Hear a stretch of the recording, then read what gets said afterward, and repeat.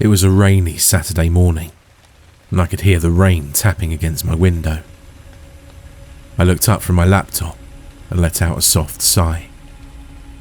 The sound was somewhat annoying, yet also oddly soothing, and I thought it might help me focus on the history essay I needed to finish for school. As I kept typing away on my laptop, I suddenly heard yelling and shouting. I paused, my fingers hovering over the keyboard, and groaned quietly to myself. Not again. I got up from my bed and walked out of my room, heading down the hall and downstairs, where the yelling grew louder. As I turned the corner, I spotted my mum and older brother Mark in the living room, arguing about something. She was chewing him out for being out late at a party. Mum and Mark continued their argument, clearly oblivious to my presence.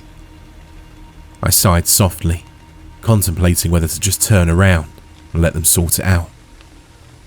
Even though I was 25 and Mark was 27, Mum still treated us like children. She insisted we stay with her until we were both 30, which infuriated us. I felt a surge of frustration rising within me, and I cleared my throat as loudly as I could, causing Mum and Mark to stop arguing. They both turned to look at me. "Oh my goodness, Daniel, I'm so sorry. Did we interrupt your studying?" she asked, sounding genuinely concerned. "I've been attempting to study for more than an hour, but I can't concentrate with you two bickering like children." Mark's face flushed a deep red. I could tell he was embarrassed about the situation. Yet he was still angry with her, and wouldn't cease his argument until he'd expressed everything he wanted to say. "We're sorry, sweetheart. I'm just trying to explain to your brother that staying out late isn't wise," Mum said. I've always disliked that particular trait of Mum's.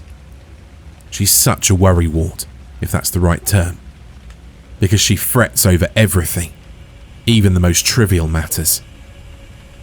"You know what? I'll just head to the library. Maybe I can finish my essay there, and hopefully there won't be anyone trying to tear each other apart." I nearly yelled the last part out of frustration as I turned, and stormed back upstairs to my room to grab my things. As I shoved my laptop and notebook into my bag, I muttered under my breath about the constant fighting and how I felt treated like a child. Just as I was about to leave, I heard a knock on my bedroom door. I turned to see Mark leaning against the door frame. I hadn't even noticed him come up behind me. "Let me guess.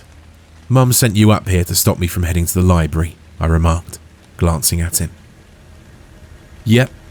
She thinks it's a terrible idea for you to go out in this rainstorm, because you might get sick or even struck by lightning, which is ridiculous, but she wouldn't listen when I told her that." I rolled my eyes and plopped down on my bed, slipping on my shoes. "Honestly, I don't care what the worrywart or you think. I'm going to the library to finish my damn history essay, without having to listen to another argument from either of you. Now, if you could do me a favour and tell Mum I'll be back before dinner, that would be great," I retorted. Before my brother could respond, I got up, tossed my bag over my shoulder, and pushed past him, making my way downstairs to the main part of the house. Mum was there, clearly waiting for me. I raised my hand to signal I didn't want to hear her lecture, and assured her I'd be home by dinner before stepping out onto the porch. The only sounds I could hear were the rain and the rumbling thunder. I let out a soft sigh, double-checking that my bag was securely closed, then pulled up my hoodie and set off towards the city library. After a few minutes of walking along the rain-soaked street, feeling the droplets on my head and back, I found myself in front of the library, a smile creeping onto my face. The library always brought me joy. There was something magical about the aroma of aged paper and the soft murmurs of books that captivated me. As I entered the library, I greeted the woman at the front desk. She returned my greeting with a smile, though I could sense she wasn't thrilled to see me looking so drenched. I located a spot to settle down, and a few minutes later, my belongings were spread out on the desk as I began working on my essay. In fact, my laptop remained tucked away in my bag while I attempted to proofread my notes before transferring them. I sighed quietly, frustrated that nothing seemed to make sense, and realized I needed some assistance. I got up and approached the front desk, inquiring if there were any history encyclopedias available that could aid me with my school essay. She informed me that all the history encyclopedias were located in the back corner of the library, and advised me to be cautious while I was there, since some of those books were quite ancient. I nodded in agreement and made my way to the back corner. Upon arrival, I began to sift through the aisles, but all the books appeared either dull, or I was certain they wouldn't be of any assistance to me. Before long, I turned a corner and stumbled upon a section I'd never seen before. It looked rather intimidating, as the overhead light was flickering and swaying back and forth. I noticed a layer of dust on the shelf, and a few bugs scurried out from the shadows, rushing past me. I glanced at all the books and couldn't help but smile. Perhaps one of these could be useful to me, I thought, grinning. I began to pull them off the shelf, one by one, examining their covers. Some I'd read previously, while others were quite old, likely published when my mum was my age. As I pushed one encyclopedia aside, something heavy tumbled down onto my foot, causing me to cry out in pain. I quickly slapped a hand over my mouth, not wanting to disrupt the tranquility. I looked down and saw a thick, brown book lying on the ground. I bent down to pick it up and noticed it lacked any library codes or markings indicating ownership. However, I soon realized how worn and tattered it was. The spine was cracked. I dusted off the cover and read the title, which sent a shiver down my spine. Prophetic Pages. I opened the book and began flipping through the pages, each one yellowed with age and filled with handwritten notes and strange symbols that seemed to dance before my eyes. As I continued to flip through the pages, I discovered that each one contained a detailed entry about the life and death of an individual. It struck me that the names were eerily familiar. They were all people I knew. Friends, family, acquaintances. I was in disbelief over what I was holding. When I turned to the next page, I nearly dropped the book on my feet once more. Timothy Green, aged 23, dies in a car accident on April 15th, 2023.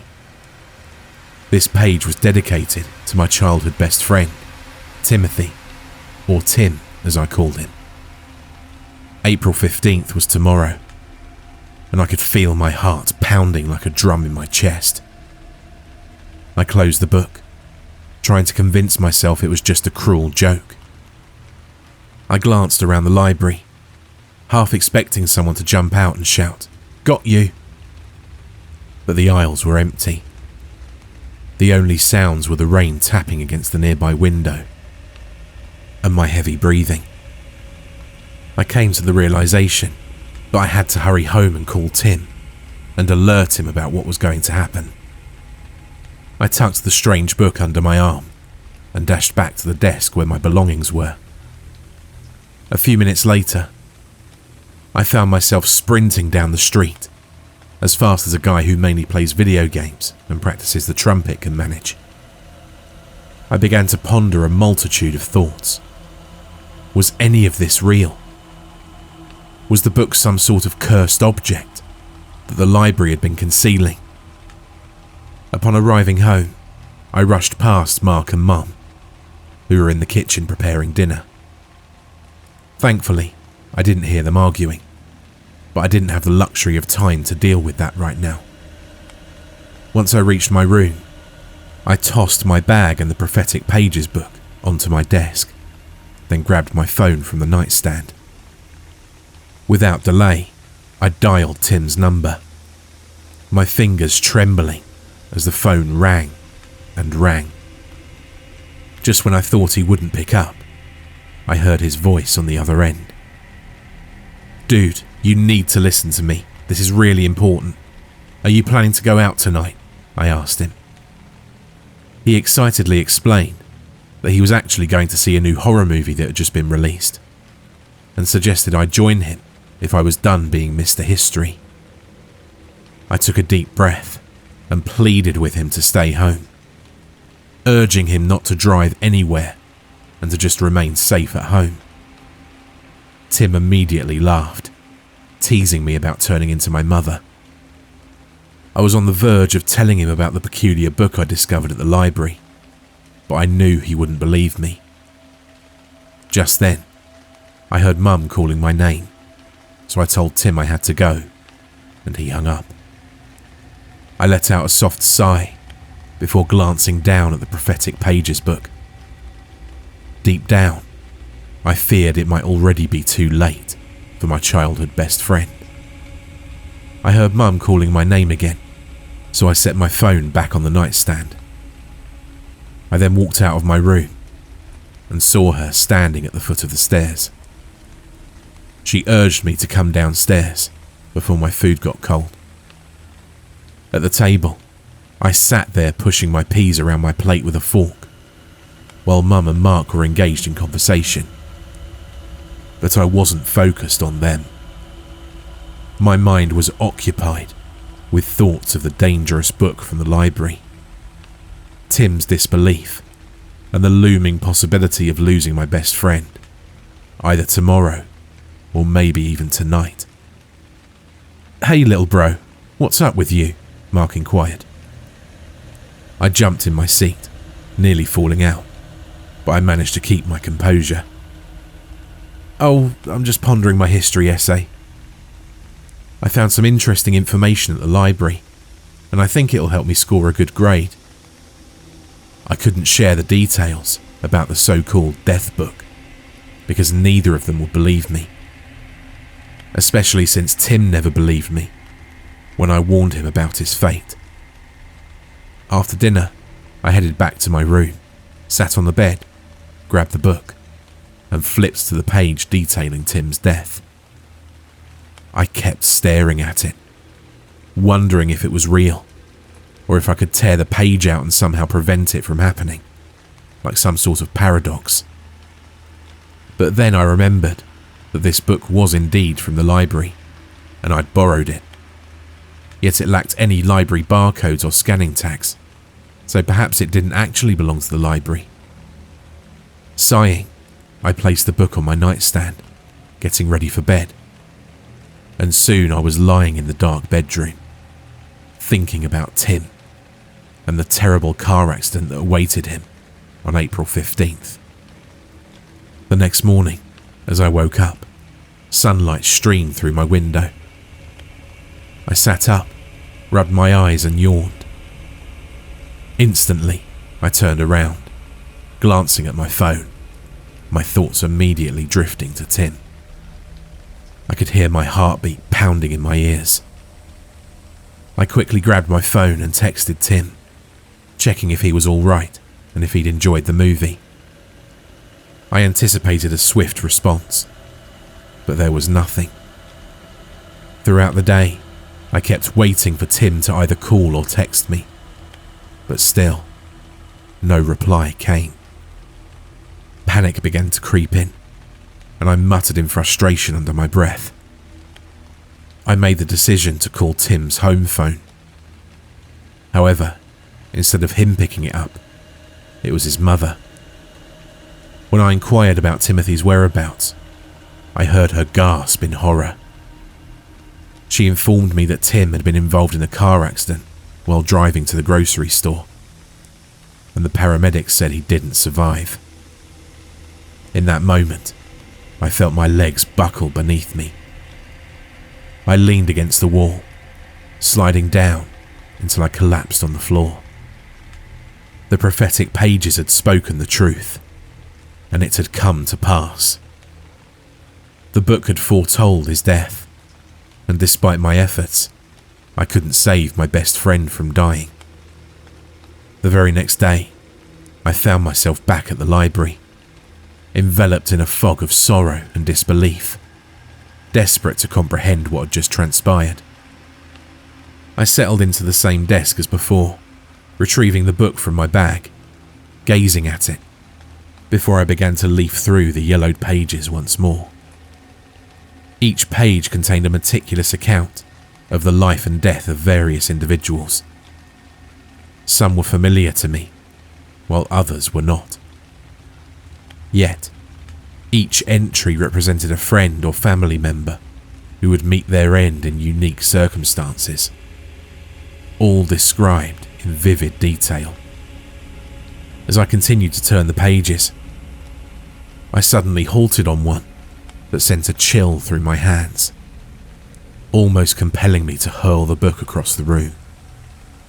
Jessica Carter, aged 25, dies from an aneurysm on April 16th, 2023. In that moment, I understood that this page detailed the death of my girlfriend, Jessica. A shiver coursed through me as I recalled the last time I saw her. We were at the coffee shop, sharing laughter over something silly. Without hesitation, I jumped up, stuffed the book into my bag, and fished my phone out of my pocket to dial her number.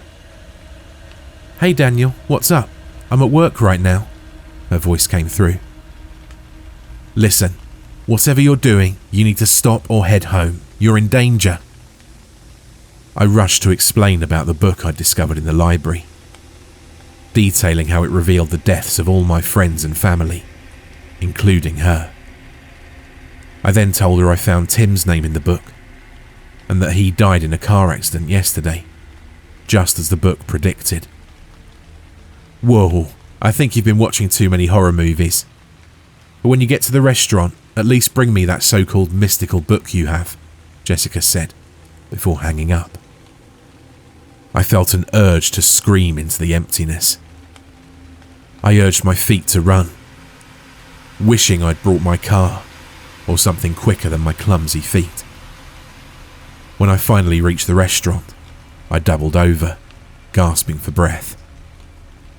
As I looked up, I saw a crowd gathered around the entrance, and confusion washed over me.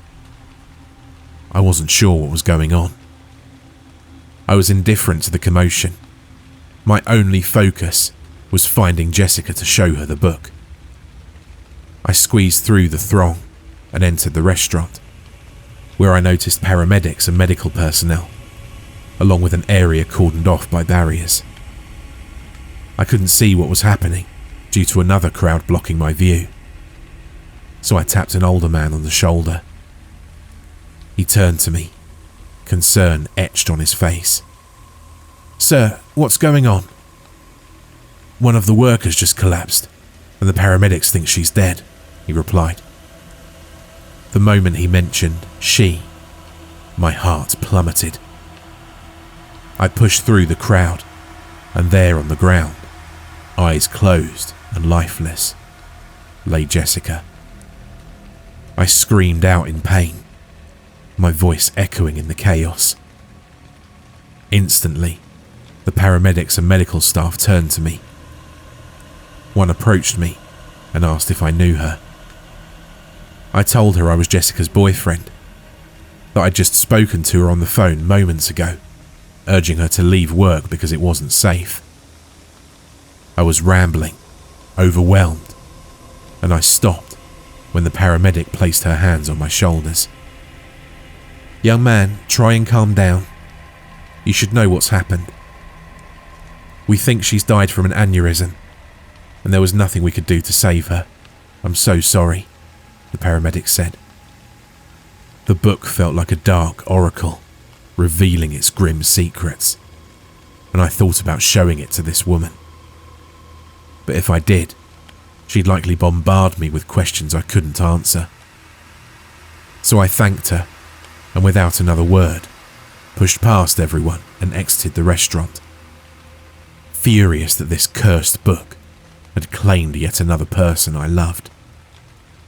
Weeks later, the unsettling pattern persisted. Each page revealed the demise of a victim who was more familiar to me than Jessica.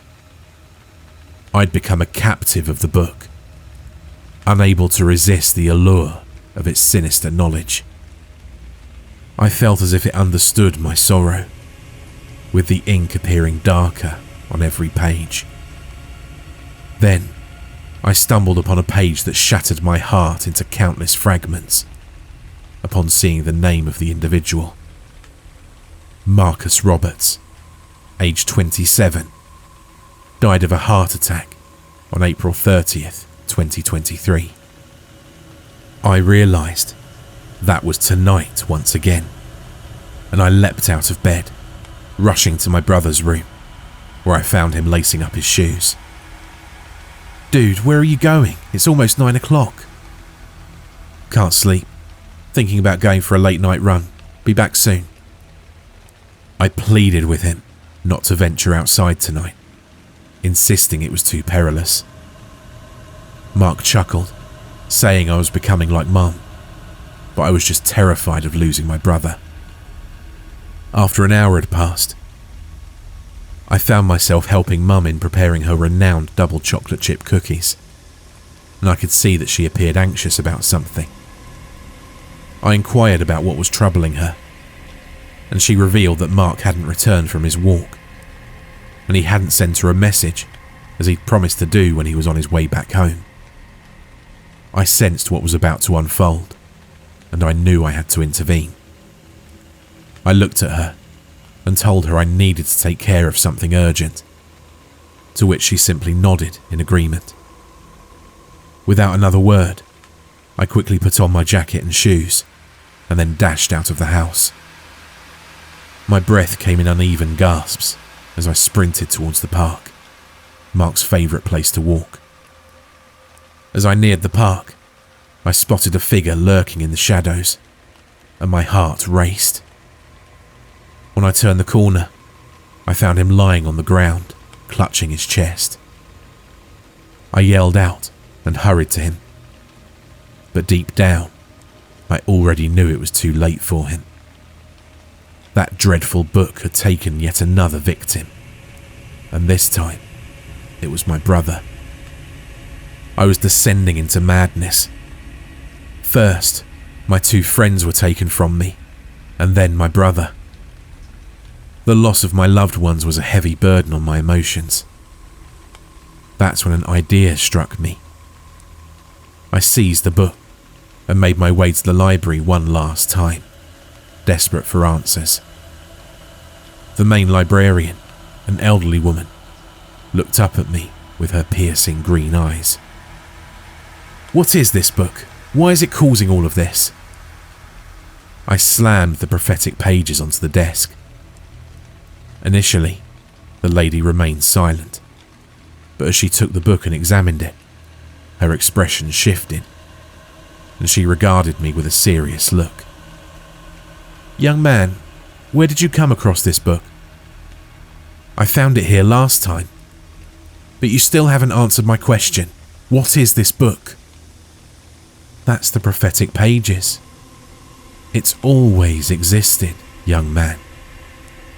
It chronicles the lives that are intertwined with yours, and predicts not only death, but also the weight of the choices and paths we take," the librarian clarified. "This isn't a choice, it's a curse," I shouted in frustration. "Perhaps it is, or perhaps it isn't. But understand this. That book only reveals what is already destined. It's not the cause, but a reflection of the choices you've made and the connections you've established." I took a step back. Had I somehow cursed all of those deaths of my loved ones without realizing it? Was I in some way accountable for the choices they made or the paths they chose? Can I change this? Is there any way to stop it? The only way to put an end to this situation is to cut off the connections. But it comes at a cost, young man. Her words seemed to penetrate deep within me, and without uttering a single word, I turned away from the desk, leaving the book behind in the library. I came to the realization that I had to create distance from everyone I cared about. I needed to sever ties with them. Even though it felt like a betrayal, it was the only way to protect them all. In the following weeks, I dedicated my days and nights to solitude. Whenever I encountered someone I recognized, I would steer clear of them, and I ignored their calls and messages. This was torturous, yet it brought a sense of relief as I observed that no one around me was perishing, and I felt assured that my loved ones were safe. Then, one day, as I went to my bedroom to indulge in some video games, I discovered the Prophetic Pages book lying on my bed, and I felt as if I could melt into a puddle. I hurried over to it, picked it up, and as I examined the cover, my hands trembled while I opened the book and flipped straight to the last page. To my surprise, it was entirely blank, leaving me puzzled.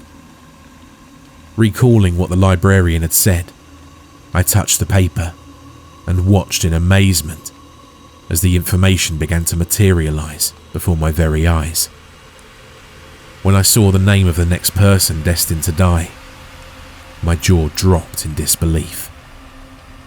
Daniel Roberts, 25 years old, passed away from loneliness on May 15th, 2023. The book slipped from my grasp. That date was tomorrow. I couldn't fathom it. I felt as if I might either vomit or weep like a child. The realization hit me like a massive wave. I'd been so focused on saving my friends and loved ones that I'd unwittingly sealed my own doom. I needed to cut myself off entirely from everyone, even my mother, who was thankfully still alive. But I was destined to become a mere ghost, a mere shadow of who I used to be. This book had twisted my intentions, transforming my wish to protect into a sentence of death. The following day, I found myself sitting alone on the floor of my bedroom, feeling the darkness creeping in, coiling around me like a serpent. I reminisced about my friends and brothers, recalling the laughter and memories we'd created together. It dawned on me that I'd forsaken them all, and in doing so, I'd condemned myself. Mum attempted to coax me out of my room, but nothing she said had any effect. As night descended, I sensed the air becoming different. Suddenly, I heard whispers, likely from that dreadful book, echoing in my mind. The pages shifting as if they were alive. With a sad grunt, I rose to my feet and moved to my nightstand, where the prophetic pages lay. I began flipping through the book, only to find it completely blank, and I realized I was about to join them. I shut the book and hurled it to the ground, confronting the horrifying truth. I'd become a prisoner of my own decisions, a victim of fate. As the sudden darkness enveloped me, I understood the meaning of it all. The real terror didn't stem from the foretold deaths, but from the isolation I'd chosen to accept. But now, it was too late. I'd become a new addition of the prophetic pages, destined for a solitary conclusion. As I sank into the shadows, I finally understood how to escape the deadly curse.